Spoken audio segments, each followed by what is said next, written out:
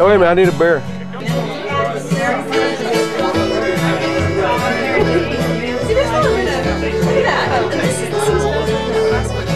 It's all about beer.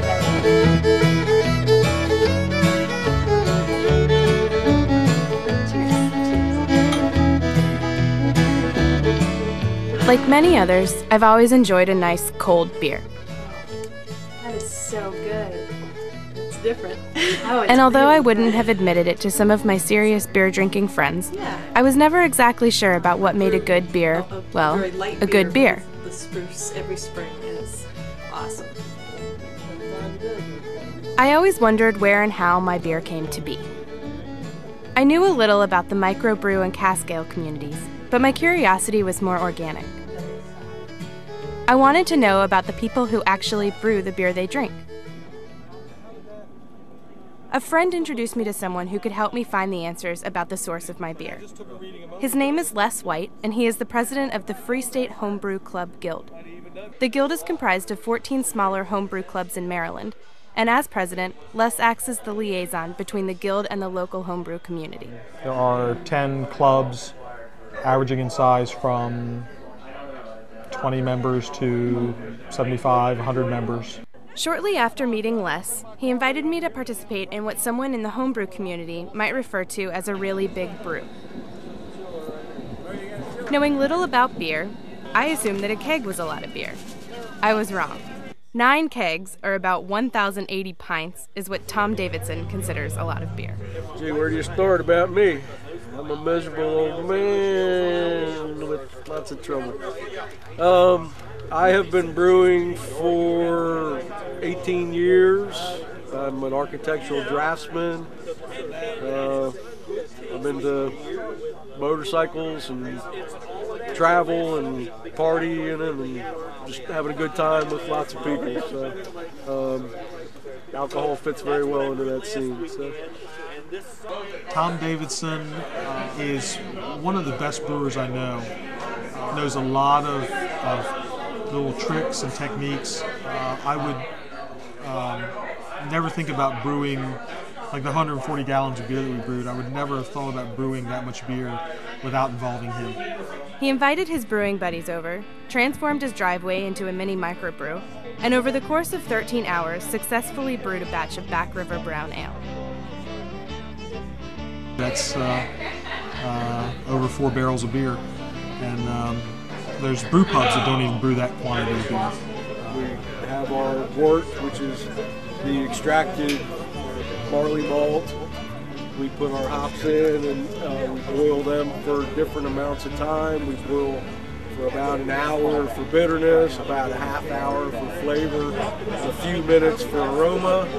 We cool that down, put it into a fermenter, add the yeast and get some oxygen, air into that, and then it ferments out. After that, a couple weeks later, we bottle it up, and a couple weeks after that, you drink it. Learning to brew from Tom was certainly informative, but I needed a little one-on-one instruction to really grasp the concept. Les suggested brewing with Melinda Bird. What is the big deal? Well, it's the thrill of creating something that tastes awesome. It has history, like when I made my first Thomas Jefferson pumpkin ale. It was from a recipe from Thomas Jefferson. It was just cool to think that Thomas Jefferson was drinking the same beer that I'm drinking, and it's beautiful, it's colorful, it's fun to share with people. And Melinda Bird had some fantastic beers from her. She likes to try different ingredients and really experiment with her beers. She's come up with some really phenomenal beers, and just a fantastic brewer. What we're doing today is we're brewing a batch of India Pale Ale, IPA process. More grain. Melinda, an environmental artist and avid brewer, taught me to brew from a kit. Using kits are easier than brewing from grain, and they include everything you'll need for a tasty batch of your favorite kind of beer. So we don't want to get it boiling hot. We began by boiling the water. 160 to 170, because that's the best temperature to see grains at. Tie it off the bag. We measured the grains into mesh bags that would allow the water to seep the sugars out of the grains. Kind of bob it around like a tea bag, trying to get it completely full of water. That's probably all the water put in. Let's give it a tip.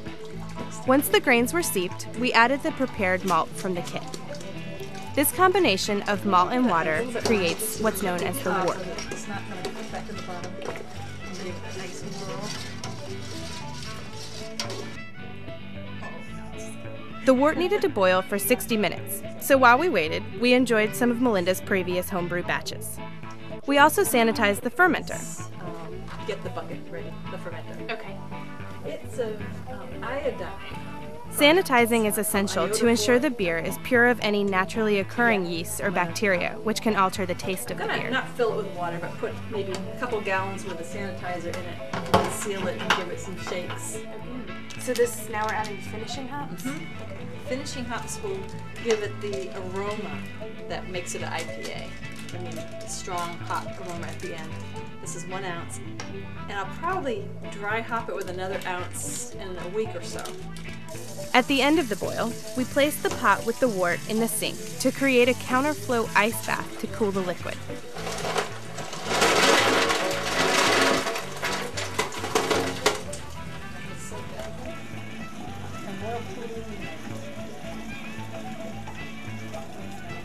Once the wort was cool enough, we siphoned it into the sanitized fermenter and added the yeast. We're siphoning out that, and I'm just letting air splash all over.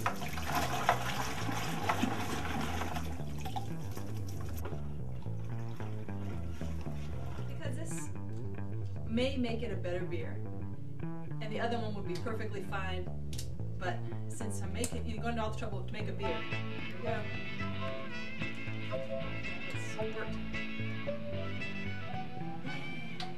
Ensuring that the airlock was tightly in place, we closed the lid and allowed the yeast to begin fermenting the beer. Slow down, and then leave it for another couple of days. 2 weeks later, the IPA was ready to be bottled. I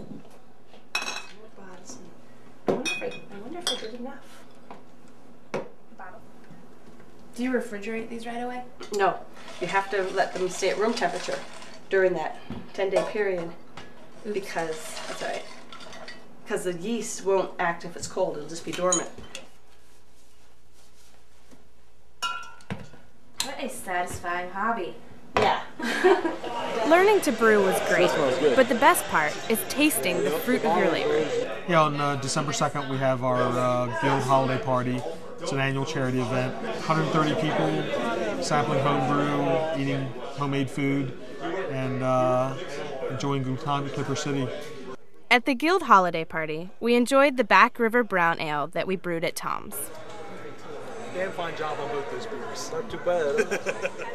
Melinda belongs to a smaller homebrew club, the Midnight Homebrew League in Westminster, Maryland. The Christmas party at Melinda's house featured the IPA that we brewed. It's good. It's young, but it's good. I like it.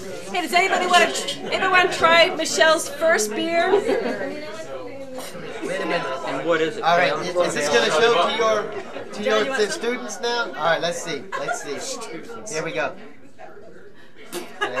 Deployed, pinky deployed. I like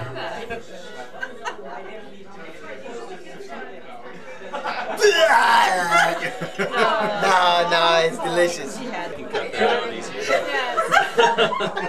Very tasty. That is, it's really good. My friends I've made through homebrewing, and there's a wide spectrum, but most of my local friends from my local club, we have very different views on other things in life, and they don't have the passion for nature that I have, for example. And political views are totally opposite, but and I don't think I would ever have gravitated to them as friends if we didn't brew. But there's something about talking with a beer in hand that kind of erases the boundaries, and it's a good thing because I've made some really good friends that I might not know otherwise. I discovered that I really enjoyed the people that I met, that there's a huge dichotomy of personalities and incomes and just jobs. I've literally met rocket scientists and nuclear physicists who homebrew, and I've brewed with plumbers. So If I wasn't involved in homebrewing, probably wouldn't be as outgoing as I am. Homebrewers get a few beers on and they're just ready to talk about anything. One of my fondest memories is brewing at a friend's house where we were brewing out on a deck, and we would brew out on this deck fairly often, and it can be freezing cold, it can be pouring rain, and there's just such a camaraderie of 3 or 4 of us just gathered around a pot, and they all happen to be guys because all my brew friends are guys, and to be standing out in the snow and stirring a pot and coming up with their glasses all steamed and sampling different beers, it's something that's just, it's kind of weird and it's just fun. It's something that most people probably couldn't relate to, but it's sort of the camaraderie of the kettle. So. It's very, very inclusive, and very, very rarely that I find somebody who's just completely unappealing that I don't really want to be around. So, and that's unusual for me. It's not most crowds that I get into. I don't find a lot in common with each and every crowd. So these guys are all, no matter what they do, they're all a bunch of good guys. So I've enjoyed my time in the club and the guild immensely. So, it's a fun crowd to be around, and by being around a fun crowd and a boisterous crowd, it just brings out the best in people. So. Just a matter of people trying it out and getting excited by it and getting some feedback and making some friends in the process, and there's no going back.